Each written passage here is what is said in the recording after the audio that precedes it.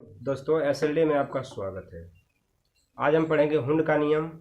आखिर आप जब बोरबरी का नियम और जो है कि अब्बाव का नियम कर रहे होगे, आगे जब आपने इलेक्ट्रॉनों का वितरण किया होगा तो आपको दो वर्ड या दो जो है कि तत्व ऐसे हैं जो कि आपको कंफ्यूज करते होंगे। एक है क्रोमियम परिवार का तत्व और एक है कॉपर परिवार का तत्व। जब आप हुंड या जो है कि बोरबरी के नियम से या फिर अब्बाव के नियम से इलेक्ट्रॉनिक विन्यास करते होगे तो किताब में जब आप मैच करते होगे तो उस तरीके से आपका गलत आता होगा। और उसको सुधारने के लिए हुंड ने नियम दिया है जिनका आपको जिक्र किया जाएगा, लेकिन उससे पहले आपको कुछ बातों को केयर करना है, कुछ बातों पर ध्यान देना है। देखिए वो कौन कौन सी बातें हैं जिन पर आपको केयर करना है, थोड़ा ध्यान से समझिएगा इसको। जो आपके तत्व क्रोमियम और कॉपर आते होंगे वो गलत आते होंगे। जब आप अब्बाव के नियम से या फिर हुंड के या बोरबरी के नियम से करते होगे तो वो गलत माना जाता है। उसको सुधारने के लिए देखिए हुंड्स का नियम आता है, क्या ये बोलते हैं वो ध्यान से पहले सुनिए आप ध्यान से। देखिए दोस्तों, जैसे मान लीजिए कि क्रोमियम है और इसका आपने इलेक्ट्रॉनिक विन्यास किया जिसका परमाणु क्रमांक 24 है। अगर इसका आप इलेक्ट्रॉनिक विन्यास करते हो तो आप प्राप्त करते हो, पहले आप बाउंड नियम से बता लेते हैं, 1s2 2s2 2p6 3s2 3p6 4s2, यहाँ तक 20 होता है। आगे थोड़ा चलते हैं, 3d और 3d पर 4 होता है। देख लीजिए 2 2 4 6 4 10 10 2 12 12 6 18 18 2 20 20 4 24 हो गया कंप्लीट 24। लेकिन दोस्तों ध्यान देना कि अब्बाव नियम से तो ये तो ठीक है, लेकिन जब आप बनाओगे तो आपका किताब में मैच करोगे तो यह 4s2 नहीं होता है, बल्कि यह 4s1 हो जाता है और यह 3d5 हो जाता है। गलत हो जाता है। आप जब आप ऐसे करते हो तब इसको गलत माना जाता है। क्या माना जाता है? गलत। अगर इसी से आप बोरबरी का नियम निकालो तब देखो, पहली कक्षा में 2, दूसरी कक्षा दोनों है 6 2 8, तीसरी कक्षा देखिए यह है और तीसरी कक्षा यह भी है, तो 6 2 8 और 8 4 12 और चौथी कक्षा यह है, 12 और चौथी कक्षा में कितना हो जाता है दोस्तों? 2 हो जाता है। दोस्तों ये जो अब्बाव का नियम है, अगर इस विधि से करोगे और बोरबरी के नियम के इस विधि से करोगे तो ये आपका गलत होता है। एकदम एक्यूरेट राइट है, गलत ही होता है आपका। उसी प्रकार से दोस्तों कॉपर भी है, कॉपर परिवार जिसका 29 होता है। इसका जब आप करते हो तो 1s2 2s2 2p6 3s2 3p6, उसके बाद 4s2 3d9, यहाँ पर 9 लिख दोगे। देख लो, गिन लो, 2 2 4 6 4 10 10 2 12 12 6 18 18 2 20 20 9 29 29 हो जाता है। लेकिन फिर भी यह क्या माना जाता है दोस्तों? गलत माना जाता है। अगर इसका बोरबरी नियम निकालो यहाँ से, देखिए 2 दूसरी कक्षा में 6 2 8, तीसरी कक्षा में 6 2 8 और 8 और 9 17। ठीक, ध्यान देना, 6 2 8 8 और 9 17 और 2 यह देखिए। अब इसी से आपने यह निकाला तो यह भी क्या होगा? जब यह गलत तो यह भी गलत होता है। अब इसको ध्यान से सीखिएगा, क्योंकि ये हुंड का नियम पर ही जाकर यह सही होता है। ठीक है, हुंड्स के ला पर यह जाकर सही होता है। अब देखिए इसी की कमियों को दूर करने के लिए हुंड ने अपना नियम दिया है। वह नियम क्या है? थोड़ा ध्यान सुनिएगा, कुछ भी बड़ा चीज़ नहीं है, आप बढ़िया से कैच करिएगा माइंड में। अब इसको हम सुधारेंगे, कैसे सुधारेंगे वो देखिए हुंड्स के नियम पर। पढ़ते हैं पहले हुंड्स का नियम क्या है, इसके बाद आपको बताते हैं। देखिए ध्यान से, इसको मिटा लेते हैं।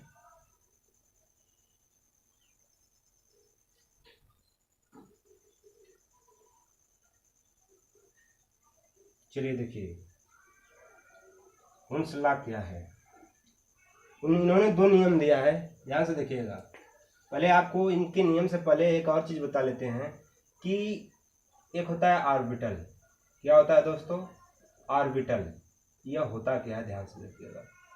ऑर्बिटल का अर्थ होता है कि यस जो कोश होता है इसकी ऑर्बिटल 1 होती है। कितनी होती है? 1। पी की ऑर्बिटल जो होती है वह 3 होती है दोस्तों।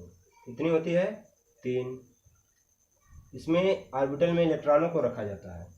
डी की ऑर्बिटल देखिए जो डी की ऑर्बिटल होती है वह इनके इलेक्ट्रॉनों का आधा, मतलब जैसे एस में 2 इलेक्ट्रॉन तो एक ऑर्बिटल, पी में 6 तो 3, डी में बताइए कितना भरेंगे हम लोग, डी में 10 भरते हैं, इसलिए ऑर्बिटल इसकी कितनी रहती है, आधा मतलब 5। 1 2 3 4 और एक और बढ़ा लीजिए, 5 हो गया। एफ की ऑर्बिटल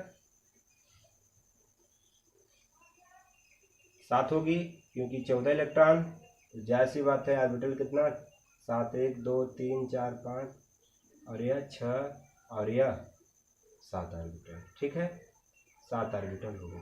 ये ऑर्बिटल ध्यान दीजिएगा, इस ऑर्बिटल में इलेक्ट्रॉनों को रखा जाता है। कहने का मतलब यह है दोस्तों कि यस में जो है कि 2 इलेक्ट्रॉन, पी में देखिए इसमें 2 2 4 4 2 6 इलेक्ट्रॉन, इसमें देखिए 2 2 4 4 2 6 6 2 8 8 2 10। अब आप जानते हो कि पी डी कोष में जो है कि 10 ऑर्बिटल या 10 इलेक्ट्रॉन भरे जाते हैं, तो ऑर्बिटल इसकी आधी हो जाएगी 5। एफ की ऑर्बिटल 14 इलेक्ट्रॉन होते हैं और 14 का आधा करोगे जब आप 7 हो जाएगा। देखिए 1 2 3 4 5 6 7 ऑर्बिटल। तो ये ऑर्बिटल याद रखिएगा आप अपने भेजे में, और कब और आप जो कि रफ और कॉपी निकाल कर बैठिए, क्योंकि ये आप नोट करते जाओगे तो आपके लिए बेस्ट होगा।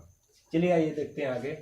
तो ऑर्बिटल आपने समझा, और इस ऑर्बिटल में इलेक्ट्रॉनों को क्या करते हैं, रखा जाता है। एक और बात आपको क्लियर कर देते हैं कि अगर भरोगे आप इलेक्ट्रॉन तो इस प्रकार से भरोगे, मतलब जो पहला होगा इलेक्ट्रॉन जो इस तरह से भरा हुआ है, और इलेक्ट्रॉनों को हम +1/2 ऐसे दर्शाते हैं।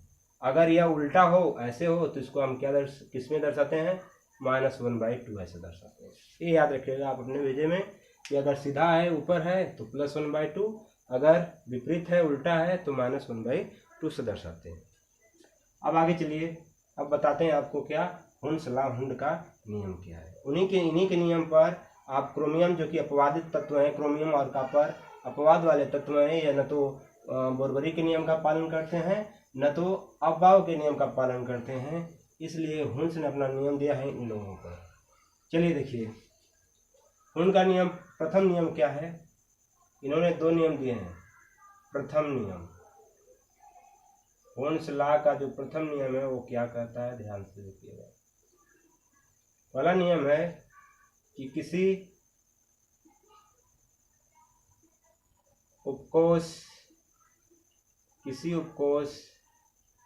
के समान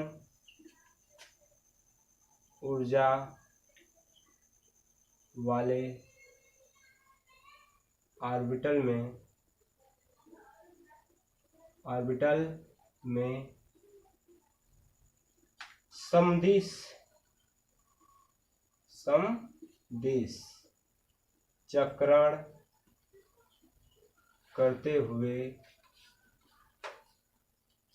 चक्रण करते हुए पहले एक एक इलेक्ट्रॉन भरे जाते हैं।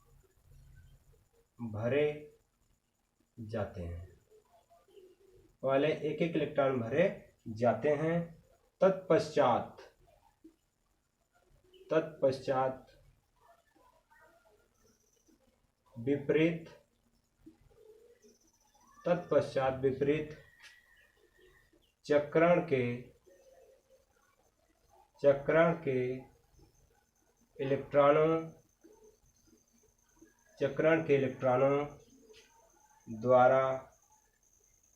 चक्रण के इलेक्ट्रॉनों द्वारा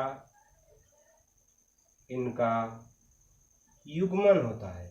क्या होता है दोस्तों, युग्मन होता है। युग्मन का मतलब आप समझ रहे होंगे, जोड़ा होता है। अब ध्यान सुनिएगा इसका मतलब क्या है।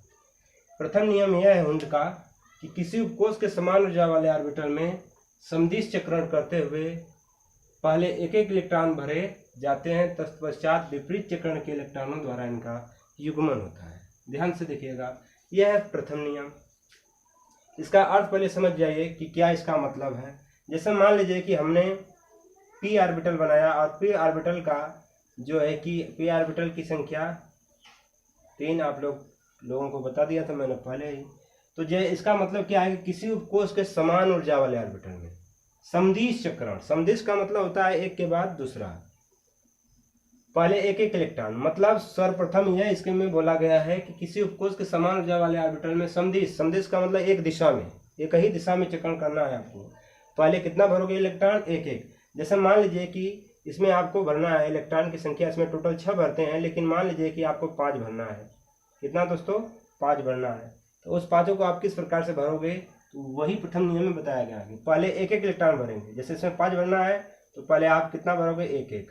पहले इसमें एक भर दीजिए, फिर इसमें एक भर दीजिए, फिर इसमें एक भर दीजिए। बाद में मान लीजिए 5 को आपको भरना है, तो 1 2 3 हो गया।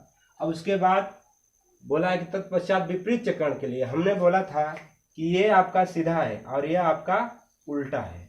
सीधा यह है और उल्टा यह है, जो नीचे गिराया गया है। तो कह रहा है कि एक एक इलेक्ट्रॉन भरे जाते हैं तत्पश्चात विपरीत, विपरीत का मतलब ये जो उल्टा वाला है, ये कि इलेक्ट्रॉनों द्वारा इनका युग्मन, युग्मन का मतलब इनका जोड़ा बनाओगे। अब देखिए जोड़ा बनाइए, और यह जोड़ा किसके द्वारा बनाओगे? विपरीत इलेक्ट्रॉन के द्वारा। चलिए जोड़ा बनाइए। कितना हो गया? देखिए यह पहला है, यह दूसरा इलेक्ट्रॉन है, और यह तीसरा है, और यह चौथा हो जाएगा, और यह वाला पांचवा हो जाएगा। देखिए यह पांचवा हो गया। ठीक, ये पांचवा इलेक्ट्रॉन है। अगर छठवां इलेक्ट्रॉन की बात की जाए तो छठवां आप इस तरह से फिर इसमें बना दोगे, छठवां इलेक्ट्रॉन हो जाएगा। और देखिए जैसे बाद में मान लीजिए कि पी का ही आपको दिया हो, हाँ पी वाला का ही, और आपको दे दिया गया इलेक्ट्रॉन मान लीजिए कि 4 दे जाएगा। अब इस 4 को आपको भरना है। देखिए 1 2, पहले सीधे सीधे खींच लोगे, 3, फिर यह देखिए 4 हो गया, कंप्लीट हो गया। इस तरह से इलेक्ट्रॉन भरोगे। अब यह नहीं कि अगर बाद में मान लीजिए कि पी वाले को आपको भरना है इस प्रकार से कि आपने आकर ऐसे भर दिया। जैसे देखिएगा, इसको भरना था, आपने ऐसे भर दिया। ठीक, ये सही है, यह भी सही है। इसको आपने ऐसे भर दिया। कितना भरना था आपको? 5। तो आपने क्या किया कि बाद में मान लीजिए कि इसमें 5 न भरकर एक हम और दे रहे हैं आपको। बाद में मान लीजिए कि इसमें 4 भरना है। कितना भरना है? 4, या 4 वाला, ठीक है, यह वाला भरना है। तो आपने क्या किया कि ऐसे ना भरकर ऐसे भर दिया। 1 2 3 4। ये गलत होता है। पहले एक एक इलेक्ट्रॉन भरना है। बोला है हुंड ने अपने नियम में बोला है कि पहले एक एक इलेक्ट्रॉन पूरे में भर लोगे, उसके बाद जो है कि उसका युग्मन करोगे। अब ये आप भरोगे तो ये आपका क्या माना जाएगा? गलत माना जाएगा। ऐसे नहीं भरते। जैसे आपने 2 इलेक्ट्रॉन भरा। कितना इलेक्ट्रॉन? 2। जैसे मान लीजिए कि यह है पी ऑर्बिटल आपकी, आपको 2 इलेक्ट्रॉन भरना है। तो आप 2 इलेक्ट्रॉन भरोगे तो नहीं, ऐसे कर कर ऐसे, फिर ऐसे, ये ऐसे भर दोगे तो गलत हो जाएगा। मतलब एक ही में नहीं, जितना 2 है तो उसमें पहले एक एक इलेक्ट्रॉन आप भर दीजिए। जैसे ऐसे देखिए, अगर इसको शुद्ध रूप से भरना हो तो ऐसे भरिए। 2 को भरना है तो एक इसमें एक इसमें, ऐसे भरते हैं इलेक्ट्रॉन। अब आप यह नहीं कि एक ही साथ उसी में भरते जाइए, उसका जोड़ा बनाते हैं। पहले आप सिंगल भरिए, उसके बाद उसका क्या करिए? युग्मन कर दीजिए। विपरीत चक्रण के इलेक्ट्रॉन द्वारा उसका युग्मन कर दीजिए। इस बात को किसने बताया? जो है कि हुंड ने बताया अपने प्रथम नियम में। इस बात को बताया कि तत्पश्चात विपरीत चक्रण के इलेक्ट्रॉनों द्वारा इनका क्या होता है? युग्मन होता है। पहले इलेक्ट्रॉन एक एक, उसके बाद डबल। जैसे एक और उदाहरण से हम आपको बताते हैं। बाद में मान लीजिए जैसे ऐसे हो, देखिए जैसे आपको मान लीजिए कि डी, या आपको तो दिया जाए कि डी ऑर्बिटल। कौन से ऑर्बिटल? डी। और डी ऑर्बिटल आप सभी लोग जानते होंगे कितना होता है? 5 होता है। 1 2 3 4 और एक या 5 बना दिया। अब बाद में मान लीजिए कि आपको भरना है इसमें जो है कि 4 इलेक्ट्रॉन। पहले मान लीजिए 4 इलेक्ट्रॉन भरना है, तो आपने ऐसा भरा 1 2 3 4, ये सही है, सिंगल सिंगल भर दिया। अगर बाद में किसी ने ऐसे भरा,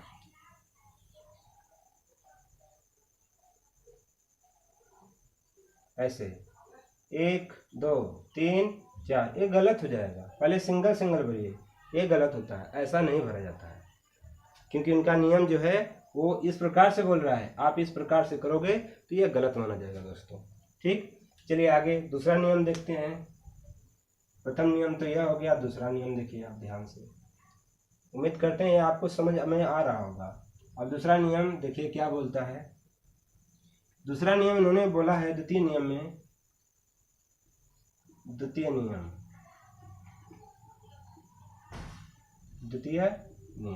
देखिए द्वितीय नियम में क्या बात कहा है। यदि ऑर्बिटल यदि ऑर्बिटल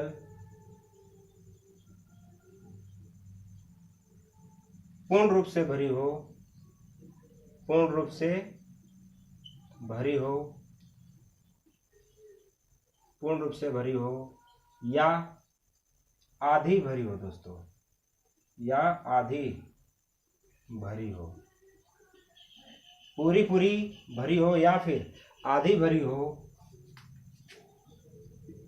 तो वह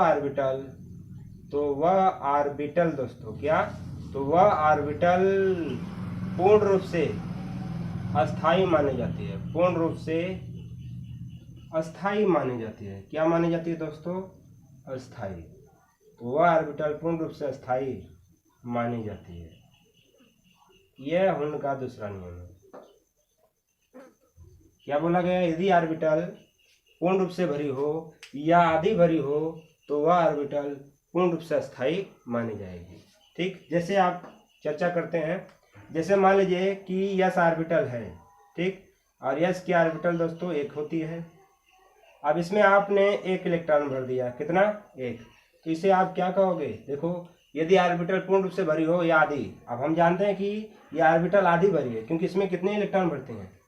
2 भरते हैं ना। तो ये देखिए कितनी भरी है? आधी। 2 का मतलब आधा। तो इन्होंने कहा है कि आधी भरी हो तो वह ऑर्बिटल पूर्ण रूप से अस्थाई मानी जाएगी। तो इसको आप क्या बोल सकते हो? अस्थाई। क्या बोलोगे?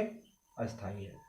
ठीक, अगर यह पूर्ण रूप से भरी हो, देखिए पूर्ण रूप से भर रहे हैं, यस के ऑर्बिटल है, यह देखिए पूर्ण रूप से भर गई, 1 इलेक्ट्रॉन फिर 2 इलेक्ट्रॉन, क्योंकि पूर्ण रूप का मतलब ये होता है पूरा पूरा।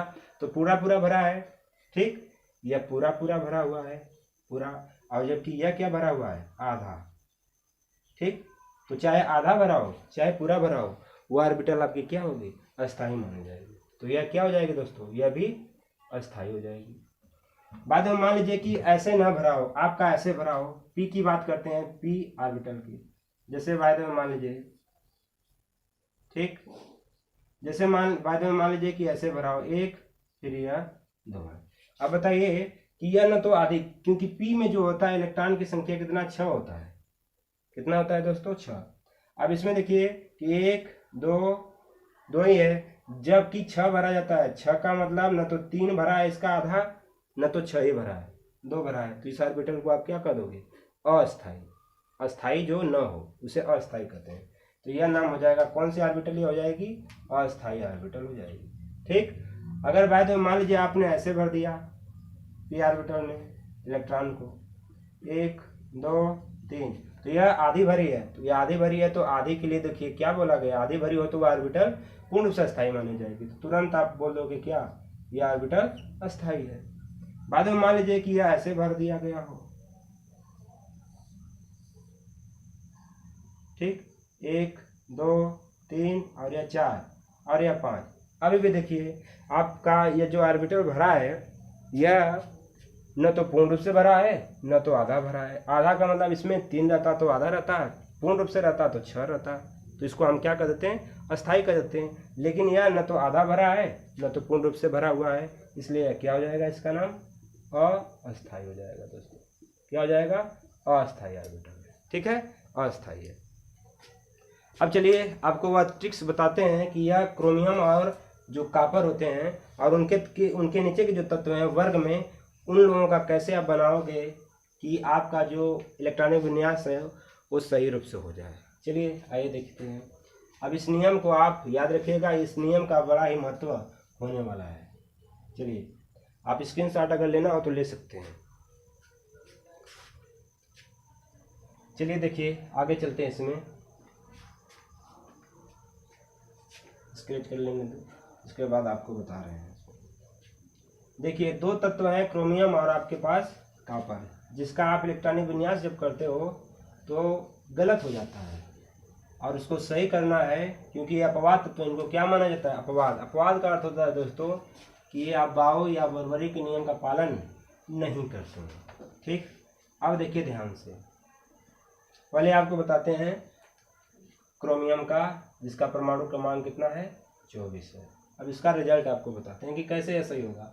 देखिए पहले आप बाउ नियम से 1s2 2s2 2p6 3s2 3p6 4s2 3d4 है। देख लीजिए 24 हो जाएगा। 2 2 4 6 4 10 2 2 12 12 18 18 2 20 20 4 24 है।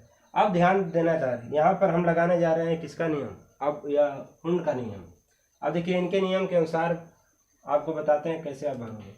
देखिए यह दो जो है ना, यह खींच लेगा 3D, मतलब बाहरी कक्षा से एक इलेक्ट्रॉन पास वाली जो कक्षा है तीसरी वाली, यह एक इलेक्ट्रॉन से खींच लेगी। मतलब यहाँ पर 2 है तो यहाँ पर एक इलेक्ट्रॉन यह खींच लेगा, तो यहाँ पर 1 हो जाएगा चौथी कक्षा में, और पांचवी जो तीसरी कक्षा है उसमें 4 की जगह पर 5 हो जाएगा।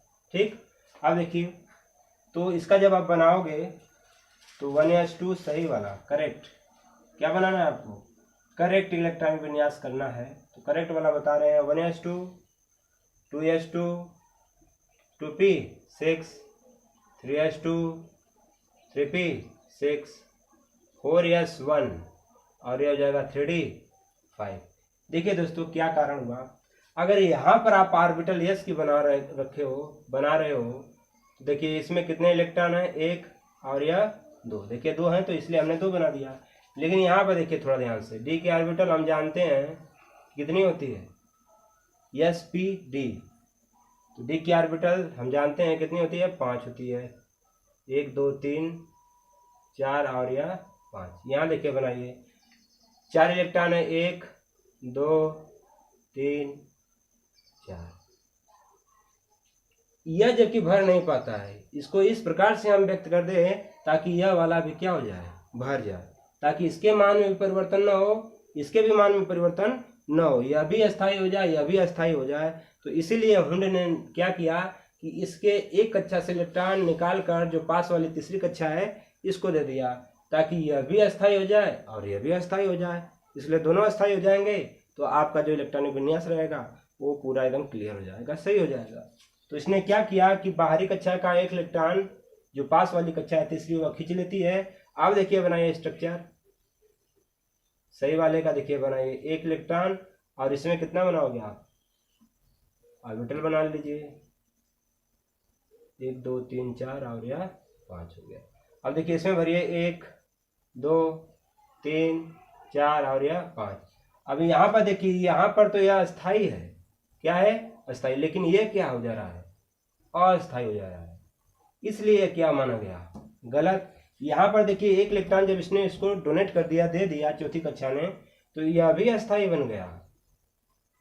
और यह भी देखिए आधी, उसने हुंड ने क्या किया था, आधी या पूर्ण रूप से, देखो आधी भरी है क्योंकि डी वाले में 10 होता है, तो आधा का मतलब 5 भरा हुआ है, 1 2 3 4 5 भरा है, इसलिए 5 भरा है तो यह ऑर्बिटल क्या हो जाएगी, अस्थाई हो जाएगी, इसलिए यह अस्थाई हो गया। और हर एक तत्व होना चाहता है क्या, अपने आप को अस्थाई करना चाहता है, इसलिए जो क्रोमियम का करेक्ट वाला होगा इलेक्ट्रॉनिक विन्यास वह यह होगा। अब आप जानते हैं कि बाहरी वाली कक्षा से पास वाली कक्षा एक इलेक्ट्रॉन खींच लेती है। तो आप देखिए अगर आप बोरबरी नियम से इसका बनाओगे तो देखिए पहली कक्षा में 2, दूसरी कक्षा में 8, तीसरी कक्षा में 6 2 8 और 8 5 13 और चौथी कक्षा में कितना इलेक्ट्रॉन पड़ा हुआ है, 1, इसलिए अब यह भी सही हो गया।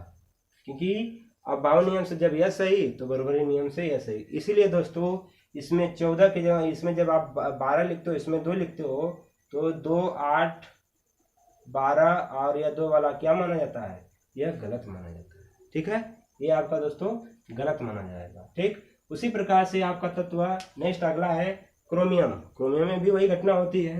चलिए देखिए क्रोमियम का कैसे आप करोगे सही। इसका देखिए क्रोमियम का हो गया, कापर का बता रहे हैं आपको। कापर का आप किस प्रकार से करोगे वो देख लो, इसी नियम पर आधारित है, इसी तरह आप करोगे।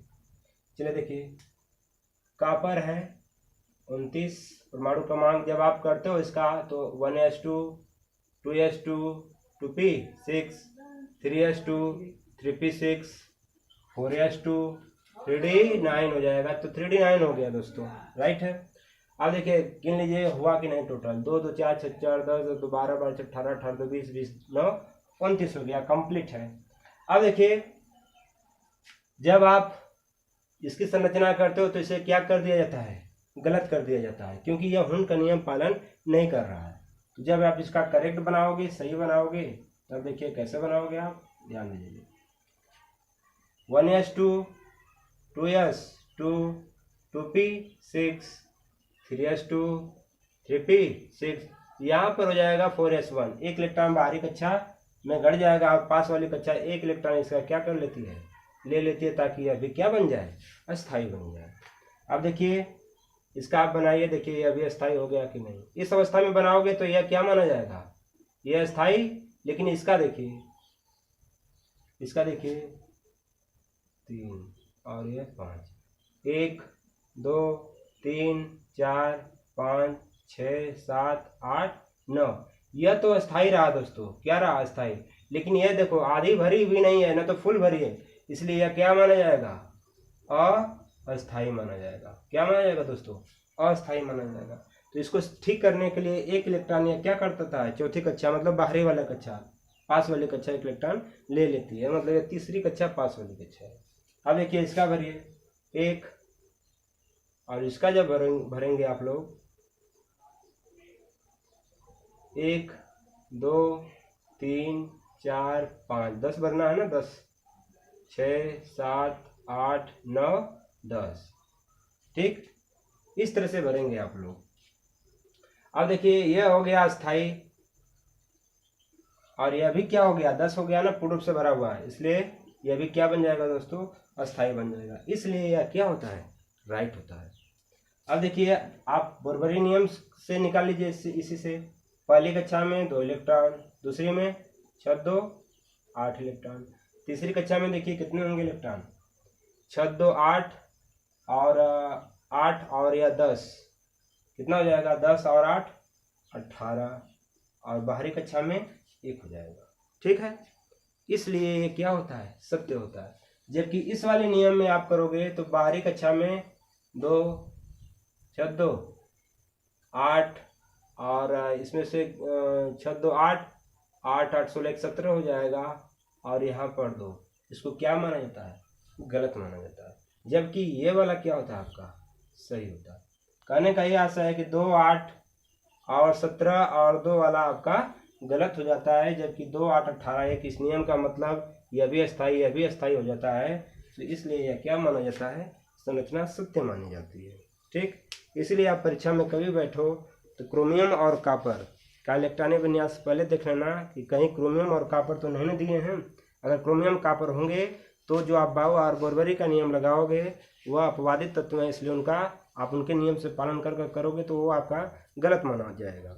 इसलिए आप उसमें हुंड का नियम पालन करके करोगे, मतलब बाहरी कक्षा से एक इलेक्ट्रॉन पास वाली कक्षा ले लेगी, तो वह आपका क्या माना जाता है, इलेक्ट्रॉन विन्यास सत्य माना जाता है। आपको यह सूचना हम दे रहे हैं कि जो है कि क्रोमियम और कॉपर के वर्ग में जब आप जाओगे, सारणी में जब जाओगे, हाँ आपने जो है कि पीरियोडिक टेबल का नाम सुना होगा, उस पीरियोडिक टेबल में क्रोमियम और कॉपर के नीचे जितने भी तत्व हैं वो सब इनके नियम का पालन नहीं करते हैं, मतलब बोरबरी और अब्बाव के नियम का पालन नहीं करते हैं। उन सभी का आप इलेक्ट्रॉनिक विन्यास करोगे तो उनका नियम की सहायता आपको लेना पड़ेगा, ठीक। और आप बता भी देते हैं कि कौन कौन से तत्व हैं। जैसे आप ध्यान दीजिएगा कि कैसे आप पहचानोगे कि कौन कौन से तत्व हैं जो कि इस नियम का पालन नहीं करते हैं। वह है क्रोमियम, और क्रोमियम के नीचे ऐसे आप सारणी में जब देखोगे पीरियोडिक टेबल में, तो क्रोमियम के नीचे मोलोब्डिनम होगा, यह मोस से प्रदर्शित करते हैं मोलोब्डिनम, और उसके बाद टंगस्टन होगा दोस्तों, डब्ल्यू से प्रदर्शित करते हैं। ये क्रोमियम परिवार के तत्व हुए, किस परिवार के, क्रोमियम। और कॉपर मतलब ये जो है अपवाद है, अपवाद का मतलब इसमें इलेक्ट्रॉनिक विन्यास करोगे तो हुंड का नियम का पालन करना पड़ेगा। और दूसरा है कॉपर परिवार, कौन सा, कॉपर 29 का, इसके नीचे आपका रहेगा एजी, एजी का मतलब चांदी, और एयू का मतलब गोल्ड, गोल्ड का मतलब सोना। चांदी और सोना जो है कि इस नियम का पालन नहीं करती है, मतलब हुंड का नियम की सहायता आपको लेना पड़ेगा। जैसे आप कॉपर का कर रहे थे उसी तरह से चांदी का करोगे, उसी तरह से जो है कि गोल्ड का करोगे, उसी तरह से क्रोमियम का जैसे कर रहे थे उसी तरह मोलोब्डिनम का करोगे, उसी तरह टंगस्टन का करोगे। ऐसे तत्व हैं जिनको आपको पूरा विधिवत से क्लियर कर कर परीक्षा में जब भी बैठो तो इनको आप देख लीजिए कि ये कहीं आए तो नहीं ना। ठीक, आज के लिए बस वीडियो यही। हाँ, चैनल को आप लाइक करिए, सब्सक्राइब करिए, ज़्यादा से ज़्यादा शेयर करिए ताकि हम अगले वीडियो आपको अच्छी तरह से प्रदान कर सकें। इसके लिए आज बस इतना ही। जय हिंद, जय भारत।